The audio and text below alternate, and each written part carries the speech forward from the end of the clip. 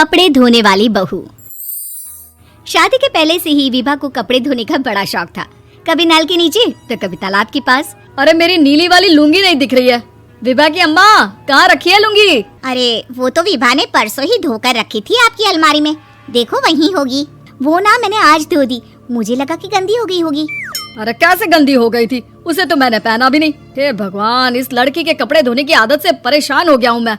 जितना तो घर में राशन नहीं आता, उससे कहीं ज्यादा डिटर्जेंट पाउडर का खर्चा है।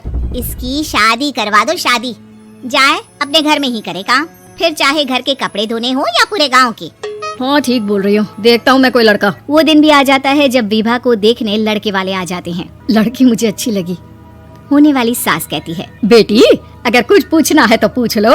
वैसे तो हमारी लड़की बहुत ही शर्मीली है, जो बोल दो वो मान लेती है, इसे क्या पूछना होगा। अरे कैसी बात कर रही हो माँ, मुझे इन लोगों के घर रहना है, सवाल तो कई है।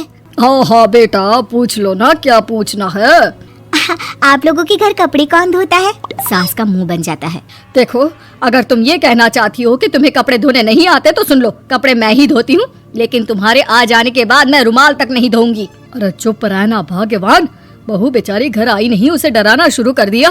वो क्या है ना बिटिया, अभी तक तो ये कल्लू की माँ ही धोती थी, लेकिन अब तुम्हारे पापा तो दहेज में वॉशिंग मशीन देंगे ही। तभी विभा की माँ बोल पड़ती है, सवाल भी पूछा तो क्या। वैसे भाई साहब, मशीन की तो फिर भी कपड़े धोने की कैपेसिटी होती है, मतलब जो बिटिया दे रहे हैं ना विभा, इसे कपड़े धोने का बहुत शौक है। ये आप लोगों के क्या, आस पड़ोस गांव मोहल्ले सबके कपड़े धो दे और उफ तक ना करे। बाहर देखा नहीं आपने कितने कपड़े सूख रहे हैं? सब हमारी बिटिया ने ही तो धोए हैं। बस भी करो ना माँ, शर्म आ रही इतनी तारीफ सुनकर। और तो और एक दाग निकाल कर दिखाओ तो मान जाऊँ। हाँ अच्छा माफ करना बेटा, मैंने गलत समझा, हमें तो रिश्ता बहुत पसंद है। और ऐसे जुड़ जाता है रिश्ता कपड़े धोने का शौक रखने वाली विभा का। उसकी शादी हो जाती है कोयला फैक्ट्री में काम करने वाले कल्लू के साथ। शादी के बाद अचानक विभा चिल्लाती हुई सास के पास आती है, सासू माँ, अरे सासू माँ कहाँ है आप? ये तो धोखा है, धोखा दिया आप लोगों ने मुझे। इसे ससुर के चक्कर के बारे में पता चल गया। अरे तो उसमें तुझे क्यों धोखा मिला है? अरे नल में पानी नहीं आता, कपड़े कैसे कब धुलेंगे? अच्छा तू पानी नहीं आ रहा उसकी बात कर रही है? तो आपने क्या सोचा? कुछ नहीं। अच्छा तेरी माँ ने कहा था कि कपड़े धोने का शौक है, तुझे याद आया मुझे। शौक बोलकर कपड़े धोने वाले मेरे जुनून को कम ना आके सासू माँ, कपड़ा धोना मेरा गुरूर है। तभी पति भी वहाँ आ जाता है। अभी मैंने इसे सनी देओल की फिल्म दिखाई है, उसी के डायलॉग मार रही है माँ। अच्छा सुन, साफ साफ बता रही हूँ, पानी सुबह 4 से 6 और शाम को 10 से 12 आता है, समझी? विभा टाइमिंग सुनकर हैरान हो जाती है। ये क्या भूतों का मोहल्ला है? सुबह 4 बजे उठकर कौन कपड़े धोता है? 4 बजे टंकी में पानी जाता है, फिर सारा दिन धोना ना, किसने मना किया?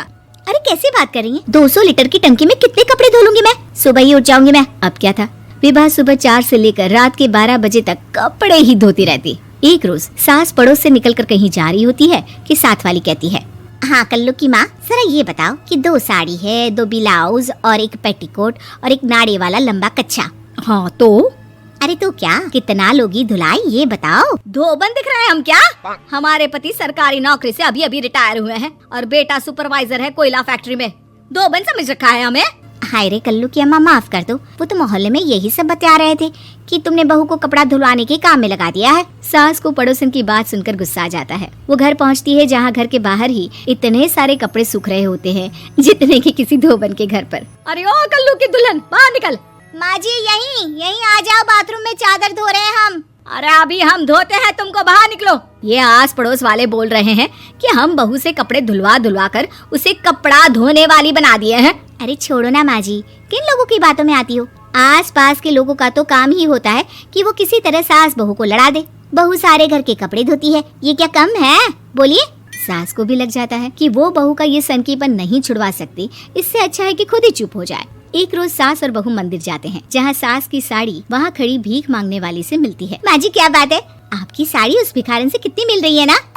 हाँ देखो तो दोनों की साड़ी मिल रही है। क्या बात है कल्लू की अम्मा, तुम खुद को तो अफसर की बीवी बताती हो और ऐसी सिंपल सी प्लेन साड़ी पहनकर घूमती हो।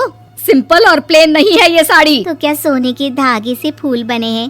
कुछ भी सासू माँ, कुछ भी। हाँ बने थे इस साड़ी में सोने के धागे से फूल। मेरे पति लेकर आए थे मद्रास से स्पेशली मेरे लिए 10,000 की। लगता है भाई साहब इस भिखारन के लिए भी सेम टू सेम साड़ी लेकर आए होंगे 10,000 की। सास उस वक्त तो कुछ नहीं कहती, लेकिन बहू के साथ घर आती है और अलमारी से एल्बम निकाल कर लाती है। ये साड़ी देख रही है, ये वही साड़ी है जिसे मैंने अभी पहना था। इस साड़ी में ये जो चमकदार फूल दिख रहे हैं ना, ये सोने के धागों से काढ़े गए हैं। लेकिन तू लोकल वॉशिंग मशीन ब्रश से घिस घिस कर सारे फूलों को निकाल कर साड़ी प्लेन कर दी। मुझे माफ कर दीजिए सासू माँ। और तो और, जब मैंने तुझे तेरी गलती के लिए कुछ नहीं कहा, लेकिन तूने तो सबके सामने मेरा मजाक ही बना दिया। क्यों? बहू को समझ में आ जाता है कि अब से उसका कपड़े धोना बंद।